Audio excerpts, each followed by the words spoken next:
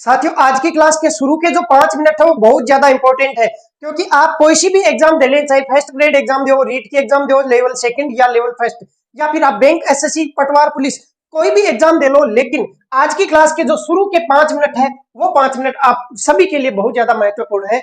आपको मैं इन 5 मिनट में पाइथागोरियन त्रिक जो संख्या होती है उनके बारे में पढ़ाऊंगा। ये संख्याएं हर एग्जाम में किसी न किसी सवाल के रूप में जरूर आती है, तो इसी कारण से कम समय में कैसे इनको सोल्व कर पाते हैं। तो सबसे पहले आप देखेंगे कि आपने कई बार देखा होगा कि किसी भी समकोण त्रिभुज में अगर आधार 3 और लंब 4 है तो उसका कर्ण 5 होता है। ये क्यों होता है? क्योंकि 3, 4 और 5 जो है वो पाइथागोरियन ट्रिपलेट नंबर है, मतलब पाइथागोरियन त्रिक संख्याएं हैं। ऐसे ही कई बार आपने देखा होगा कि किसी शंकु में अगर आधार की त्रिज्या 7 सेंटीमीटर है, ऊंचाई 24 सेंटीमीटर है, तो ये जो तिर्यक ऊंचाई है ये 25 होती है।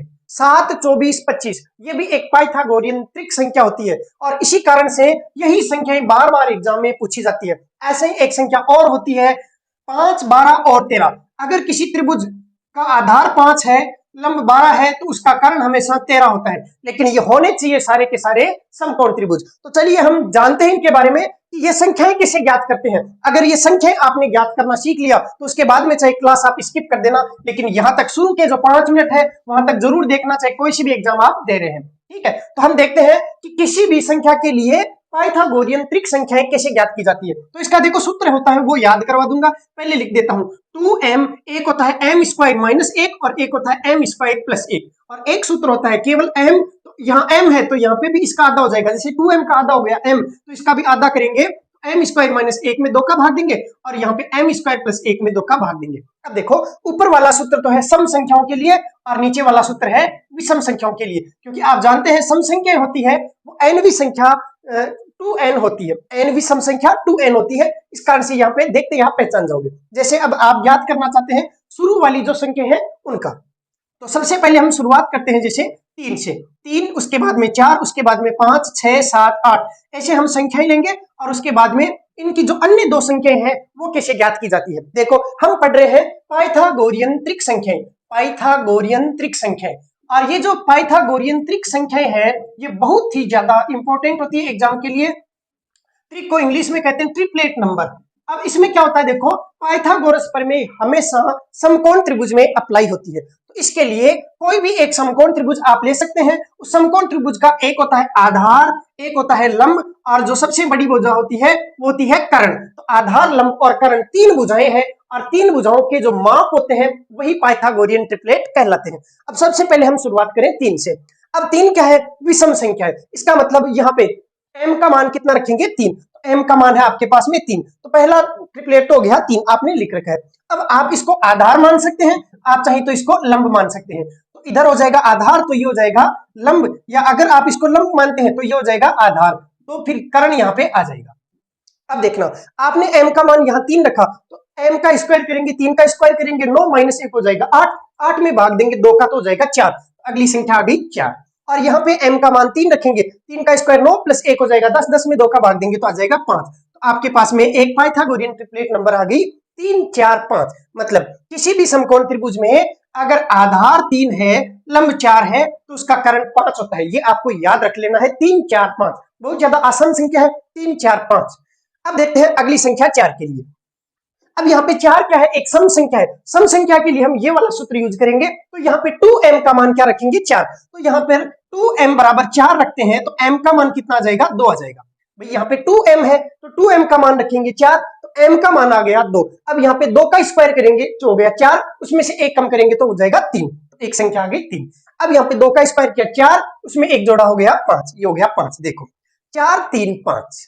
अगर आधार 4 है और कर्ण, आधार 4 है, लंब 3 है, तो कर्ण 5 हो जाएगा। देखो, आधार 3 हो चाहे 4 हो, लंब 4 हो चाहे 3 हो, मतलब जो दो छोटी वाली भुजाएं हैं वो 3, 4 है, तो कर्ण हमेशा 5 होता है। इसमें कोई प्रभाव नहीं पड़ता कि आधार 3 हो चाहे आधार 4 हो। अगर 3 और 4 दो संख्या ये है तो अगली संख्या है वो 5 होगी। आपने प्रूफ करके देख लिया है। अब लेते हैं हम 5। अब 5 क्या है? 5 एक विषम संख्या है, तो विषम वाले में यहां मान रख देंगे। m का मान कितना हो जाएगा? 5। तो m का मान तो आपने यहाँ पे 5 रख दिया, तो m बराबर 5 लेना है। तो यहाँ पे 5 का स्क्वायर 25 माइनस 1 हो जाएगा 24, उसका आधा करेंगे तो हो जाएगा 12। यहाँ पे 5 का स्क्वायर 25 प्लस 1 करेंगे 26 बटे 2 हो जाएगा 13। देखो 5, 12 और 13, ये भी एक पाइथागोरियन ट्रिपलेट नंबर होती है। किसी भी समकोण त्रिभुज का अगर आधार 5 है, लंब 12 है, तो उसका कर्ण हमेशा 13 होता है, ये आपको ध्यान रखना है। इसकी बजाय अगर मान लीजिए इसी त्रिभुज में आधार की बजाय लंब 5 है, आधार 12 है, तो भी कर्ण 13 होता है। ठीक, इनको आपस में चेंज करने से कोई प्रभाव नहीं पड़ता, तभी मैंने ऊपर लिख दिया आधार हो चाहे लंब हो एक ही बात है, क्योंकि अगर आधार 3 है तो लंब 4 हो जाएगा, और अगर लंब 3 है तो आधार 4 हो जाएगा, कर्ण तो हमेशा 5 ही रहेगा। अब यहाँ पे अगली संख्या लेते हैं 6। 6 क्या है? सम संख्या है, तो 2m का मान हो जाएगा 6। तो 2m बराबर लिखा 6, तो m का मान कितना हो जाएगा? 3।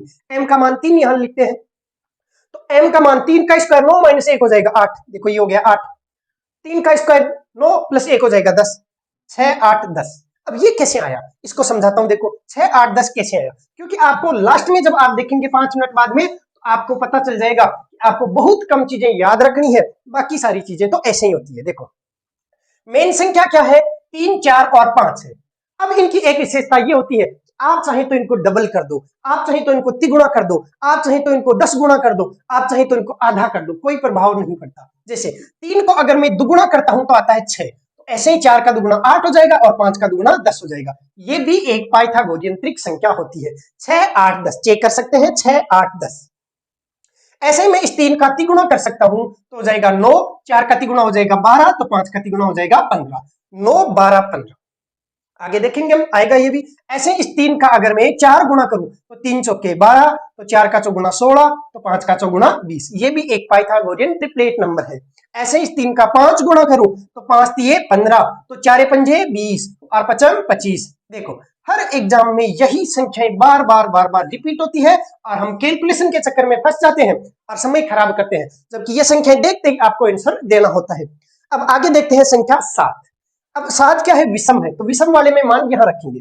m का मान 7, तो ये 7 लिखा हुआ है, तो m का स्क्वायर 7 का स्क्वायर 49 माइनस 1 किया तो 48, उसका आधा किया तो 24। 7 का स्क्वायर 49 प्लस 1 किया तो 50 बट्टे 2 हो गया 25। 7, 24 और 25, और ये होता है शंकु के लिए बार बार पूछे जाने वाली संख्या।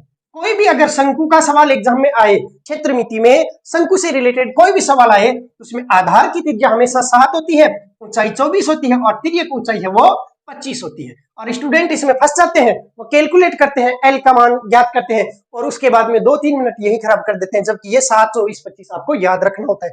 आपको 3, 4, 5 याद रखना है, 4, 3, 5 याद नहीं रखना है, आपको 5, 12, 13 याद रखना है, उसके बाद में 6, 8, 10 याद नहीं रखना, क्योंकि वो डबल आके हो जाएगा। आपको 7, 24, 25 है, ये याद रखना है। उसके बाद में देखते हैं 8। 8 क्या है? 8 एक सम संख्या है, तो 2m का मान रखेंगे 8, 2m की जगह रखेंगे 8, तो m का मान हो जाएगा 4। यहाँ रखो m का स्क्वायर, 4 का स्क्वायर 16 माइनस 1 हो जाएगा 15, 8, 15। अब यहाँ पे 4 का स्क्वायर हो जाएगा 16 प्लस 1, 17, 8, 15, 17। ये भी आपको याद रखना है, ये भी एग्जाम में पूछा जाता है, इंपॉर्टेंट है। 8, 15, 17। तो अगली ट्रिपलेट संख्या होगी 8, 15, 17। अब हम लेते हैं 9। आप जानते हैं कि 9 तो 3 का तिगुना करने से आ सकता है, तो देखते हैं वही आता है या नहीं है। 9 क्या है? एक विषम संख्या है, तो यहाँ पे m का मान रखेंगे 9, तो ये हो गया 9। m का स्क्वायर 9 का स्क्वायर 81 माइनस 1 हो गया 80, 80 में 2 का भाग दिया तो हो गया 40, ये हो गया 40।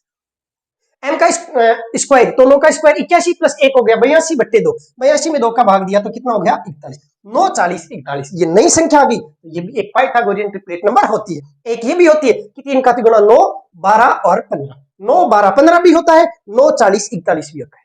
ठीक है, अगर आप इन छोटी वाली दो संख्याओं का वर्ग करेंगे और जोड़ेंगे तो उसका जोड़ तीसरी संख्या के वर्ग के बराबर होगा। कैसे होगा? क्योंकि आधार स्क्वायर प्लस लंब स्क्वायर बराबर होता है कर्ण स्क्वायर। आधार स्क्वायर प्लस लंब स्क्वायर बराबर क्या होता है? कर्ण स्क्वायर होता है। इस कारण से आप किसी का भी स्क्वायर करके चेक कर लो। 3 का स्क्वायर हो गया 9, 4 का स्क्वायर हो गया 16, 5 का स्क्वायर करके देखो हो गया 25, 9 और 16 को जोड़ो कितना आता है? 25 आता है। बिल्कुल ऐसे ही आप इसका स्क्वायर करके चेक कर लो। 9 का स्क्वायर होता है 81, 40 का स्क्वायर कितना होता है? 1600।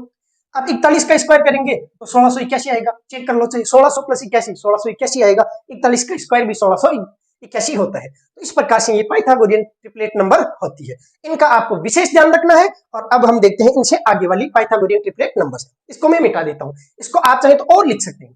आप चाहे तो इसको 10 से गुणा कर दो तो ये हो जाएगा 30, 40, 50।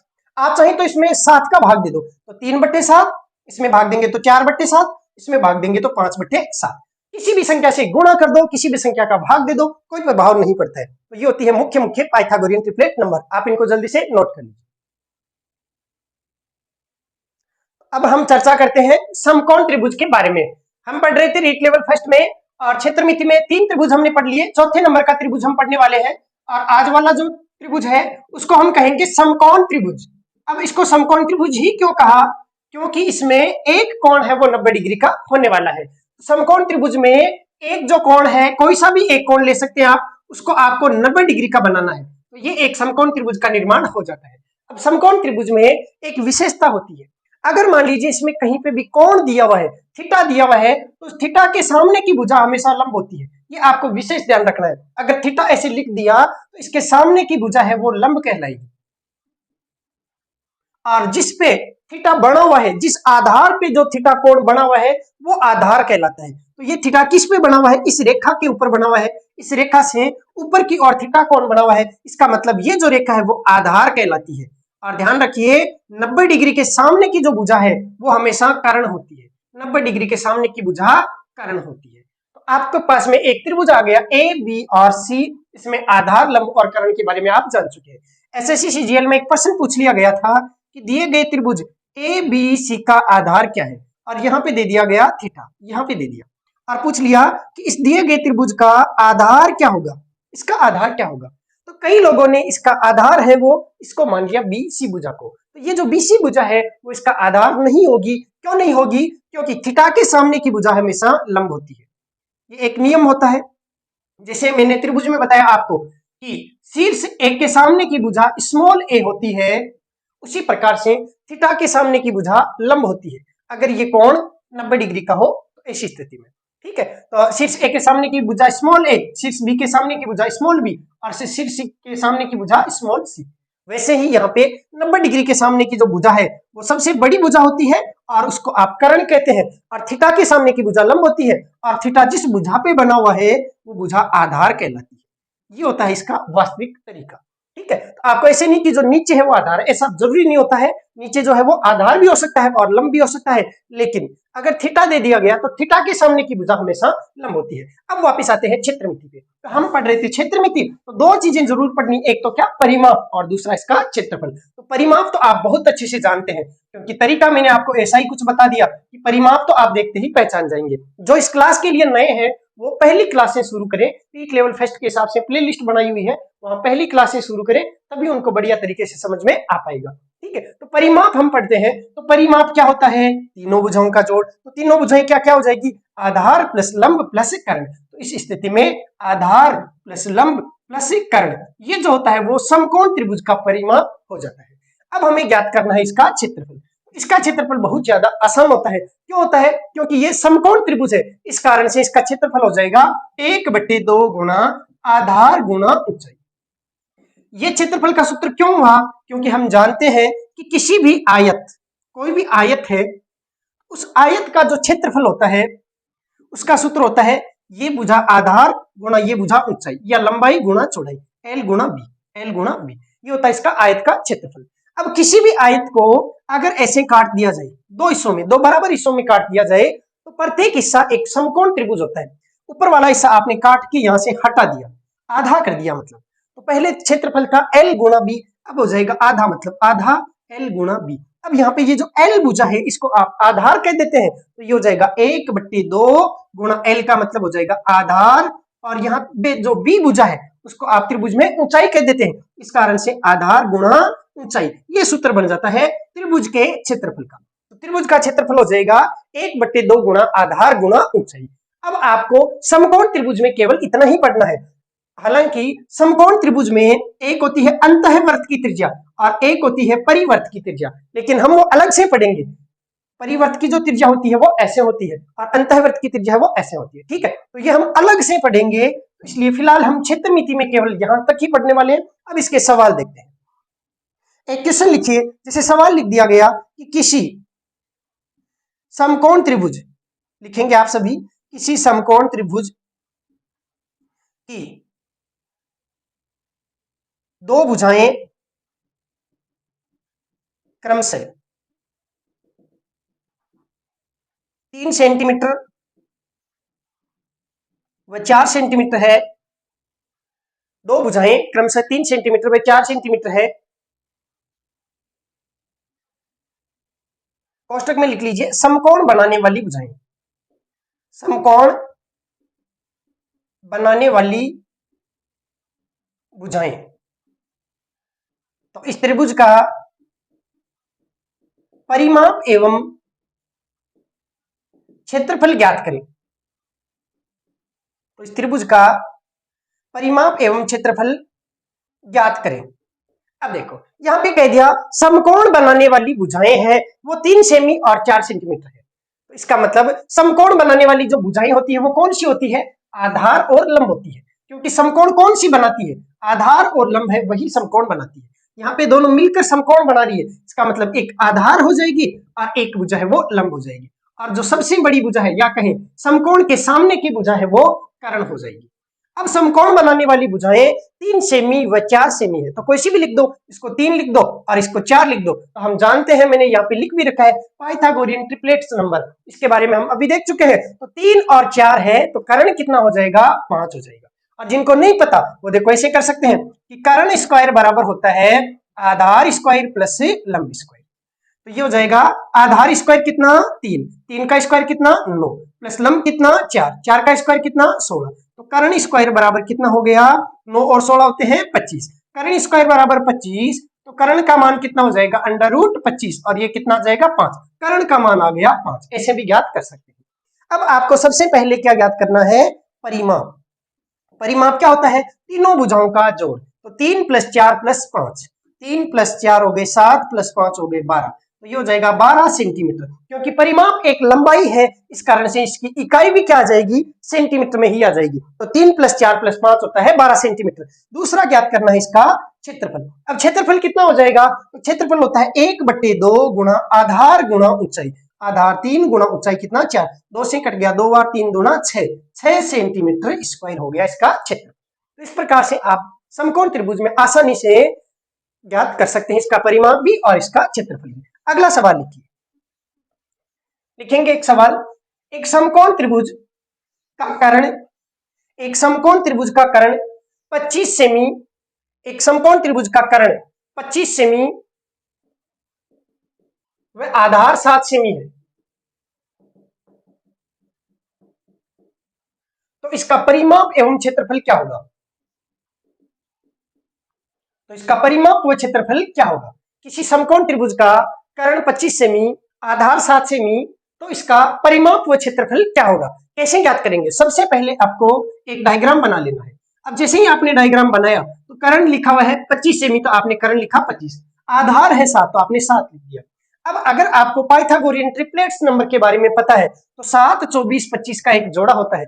24 और 25 दे रखा है तो तीसरी संख्या कौन बच गई? 7। इसका सॉरी 7 और 25 दे रखा है तो तीसरी संख्या कौन बच गई? 24। तो 7 और 25 दिया है तो ये कौन बच गया? 24 बच गया।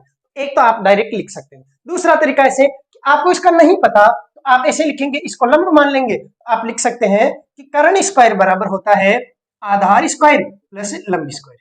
कर्ण कितना? 25, 25 का स्क्वायर कितना? 625 बराबर आधार का स्क्वायर कितना? तो 7 का स्क्वायर 49 प्लस लंब स्क्वायर आपको ज्ञात करना है। इसको इधर भेजेंगे, 625 में से 49 घटेगा तो बचेगा लंब स्क्वायर। ये कितना बचेगा? ये 476 बचेगा, 576 बचेगा, ये 576 बराबर लंब स्क्वायर। तो लंब का मान कितना हो जाएगा? √ 576। 576 का रूट कितना होता है? तो ये होता है 24, 24 का स्क्वायर 576, तो ये हो गया 24। अब लंब कितना आ गया? 24, और वैसे भी कितना आ रहा था?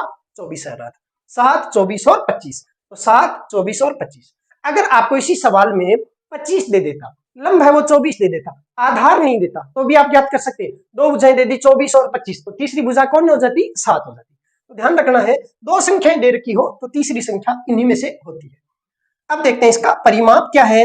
परिमाप होता है तीनों भुजाओं का जोड़, जोड़ करके आप देख लेंगे, उत्तर आ जाएगा। दूसरा इसका क्षेत्रफल, क्षेत्रफल होता है 1/2 गुणा आधार गुणा ऊंचाई। आधार कितना है? 7, ऊंचाई कितनी है? 24, 2 से कटा 12 बार, 12 से 84 सेंटीमीटर स्क्वायर उत्तर। इस प्रकार से आपको समकोण त्रिभुज को आसानी से हल कर लेना है, कोई भी इसमें दिक्कत नहीं है। इसमें सबसे ज्यादा महत्वपूर्ण था पाइथागोरियन ट्रिपलेट्स नंबर, और वो मैंने आपको बहुत बढ़िया तरीके से समझा दी है। बाकी हम पढ़ेंगे अगली क्लास में। धन्यवाद।